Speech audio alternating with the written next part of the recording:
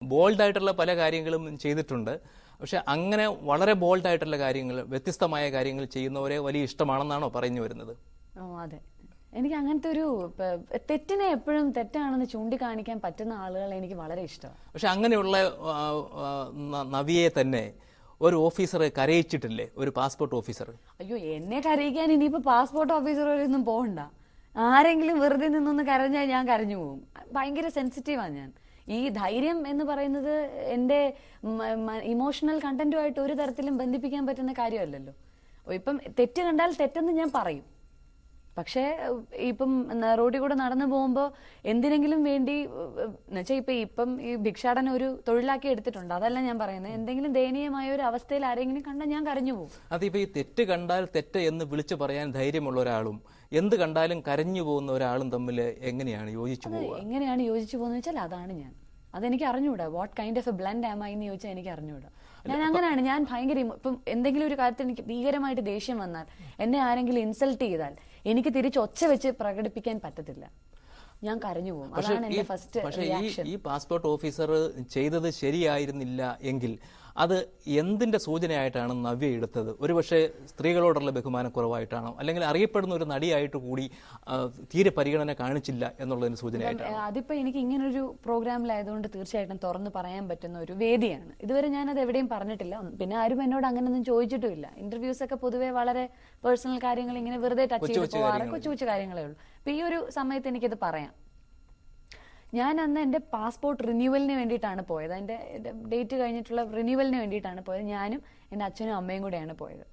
അപ്പം ഞാൻ അവിടെ ചെന്നു കഴിഞ്ഞപ്പോൾ ആളുകളൊക്കെ, പുറത്തുണ്ടായിരുന്ന ആളുകളെല്ലാം കൂടെ എൻ്റെ അടുത്ത് വന്നു, സംസാരിച്ചു. അപ്പം ഒരു സെക്കൻഡ്, ഞാൻ ഇപ്പം തന്നെ റെഡിയാക്കി തരാമെന്ന് പറഞ്ഞ് അകത്ത് പോയി ആരോ എന്തോ പറഞ്ഞു. അത് പ്രമാണിച്ച് ഞാൻ ഡോറ് തുറന്നു. നോക്ക് ചെയ്തപ്പോൾ തന്നെ യെസ് കമിൻ എന്ന് പറഞ്ഞു. അപ്പം ഞാൻ യെസ് എന്ന് പറഞ്ഞു. അപ്പം ഞാൻ ഡോറ് വന്നിട്ട് മേ കമിൻ സർ എന്ന് ചോദിച്ചു. സ്പോണ്ടേനിയസ് ആയിട്ട് ചോദിച്ചൊരു കാര്യമാണ്.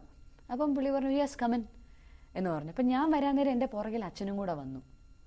അപ്പം അയാൾ അവിടെ തന്നെ സ്റ്റോപ്പ് ചെയ്തിട്ട് മേ ഐ കമൻ എന്നാണ് ചോദിച്ചത്. ഐ എന്ന് വെച്ചാൽ ഒരാളേ ഉള്ളൂ, അച്ഛനില്ല, പോവാം എന്നിങ്ങനെ കാണിച്ചു. തന്നെ ഞാൻ ഭയങ്കര ടെൻസ്ഡായി പോയി. ഏകദേശം ഈ ഇൻ്റർവ്യൂവിനൊക്കെ പോകുന്നൊരവസ്ഥ.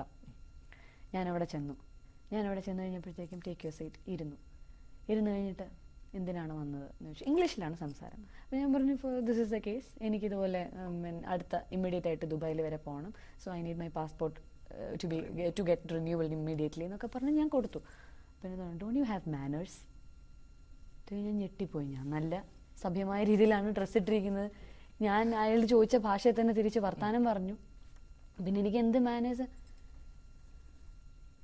എന്താണ് പഠിക്കുന്നത്? What's your qualification? ഞാൻ M B A graduate, I'm doing my M B A. അപ്പം ഞാൻ first year M B A first year. Okay. Degree എന്തായിരുന്നു ചെയ്തത്? ഞാൻ പറഞ്ഞു English literature. Okay. Being a graduate, leave the post graduation, being a graduate, don't you have the courtesy to say a good morning to an officer? അപ്പം അയാൾ ചോദിച്ച ചോദ്യം അത് ഇങ്ങനെയൊന്നും അല്ല ചോദിക്കുന്നത്. എൻ്റെ ഒരു ടെമ്പർ എന്ന് പറയുന്നത് ഭയങ്കര ഹൈയാണ്. ഇയാൾ ഇതങ്ങോട്ട് ചോദിക്കുകയും ഇയാൾ കുറേ ഡയലോഗ്, മറ്റേതാണ് മറിച്ചതാണ്, മാനേഴ്സ് ഇല്ല, അതാണ് ഇതാണ്. ഇപ്പം എനിക്ക് ഇയാളോട് ഭയങ്കരമായ ദേഷ്യം വന്നു. പക്ഷെ എൻ്റെ ദേഷ്യം എന്ന് പറഞ്ഞ എൻ്റെ ഏറ്റവും വലിയ വീക്ക്നെസ് ആണ് എൻ്റെ കണ്ണ് നിറഞ്ഞു പോകും. അപ്പോൾ ഈ വ്യക്തിക്ക് എന്നോട് എന്ത് വൈരാഗ്യം ഉണ്ടായിട്ടാണ് അവസാനം എന്നെ അവിടെ ഇത് കേട്ടുകൊണ്ടിരിക്കുന്ന കുറേ ആളുകളുണ്ട്. അപ്പം ഇവരുടെയൊക്കെ മുമ്പിൽ വെച്ചാണ് ഇയാൾ ഈ പ്രകടനങ്ങൾ മുഴുവൻ എൻ്റെ അടുത്ത് നടത്തുന്നത്. അത് കഴിഞ്ഞിട്ട് ഞാൻ ഇവിടെ നിന്ന് കരഞ്ഞു കഴിഞ്ഞപ്പോഴത്തേക്ക് ഇയാൾ ആകെപ്പാടെ വല്ലാതായിപ്പോയി. എന്നോട് അവിടെ സൈഡിൽ മാറിയിരിക്കും. ഞാൻ പറഞ്ഞു ഞാനിവിടെ നിന്ന് ഇറങ്ങണം, എനിക്കിപ്പോൾ ഇറങ്ങണം, എനിക്ക് ഇരിക്കാൻ പറ്റത്തില്ല. അപ്പം എനിക്കിതൊക്കെ പറയണുണ്ട്. താൻ കാണിക്കുന്നത് മര്യാദയല്ലെന്നൊക്കെ. ഒരു സ്ത്രീയോട് പെരുമാറുന്നതിനൊരു മിനിമം മര്യാദ വേണം. ഞാൻ ഗുഡ് മോർണിംഗ് പറഞ്ഞില്ല എന്നേ ഉള്ളൂ.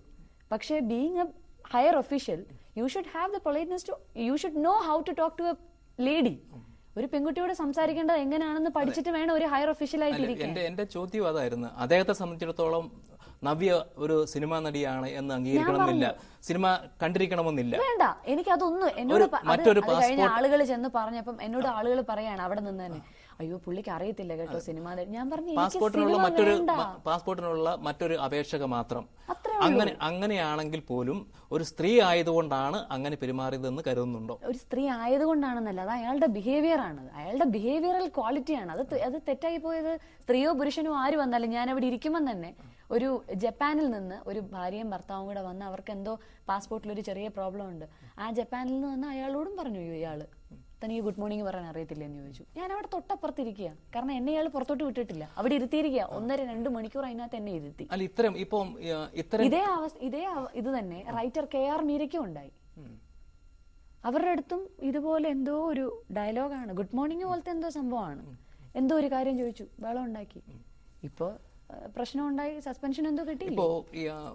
വളരെ പക്ഷെ അന്ന് ഞാൻ ദൈവത്തിനോട് മാത്രമേ പ്രാർത്ഥിച്ചുള്ളൂ. എന്നെ ഒരുപാട് കരയിച്ചു. എന്നെ മനസ്സുരുകി ഞാൻ പ്രാർത്ഥിക്കുകയോ കരയുകയോ ചെയ്താൽ അത് ഈശ്വരൻ കേട്ടിരിക്കും എന്നുള്ളത് എന്റെ ജീവിതത്തിൽ ഇന്ന് വരെയുള്ള അനുഭവമാണ്. അയാൾക്കത് കിട്ടിയില്ല.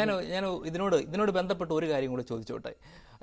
കൈക്കൂലി വാങ്ങിച്ചുകൊണ്ട് പെട്ടെന്ന് കാര്യങ്ങൾ എല്ലാവരെയും പ്ലീസ് ചെയ്തു തരുന്ന ഒരു ഓഫീസറെയാണോ നവ്യയ്ക്ക് ഇഷ്ടം, അതോ ഇത്തരം ചില പെരുമാറ്റ ദൂഷ്യങ്ങൾ ഉണ്ടെങ്കിൽ കൂടി വളരെ ആദർശനിഷ്ഠനായ ഒരു ഓഫീസറെയാണോ ഇഷ്ടം? ഇങ്ങനെ ചില സ്വഭാവ ദൂഷ്യങ്ങൾ ഉണ്ടെങ്കിലും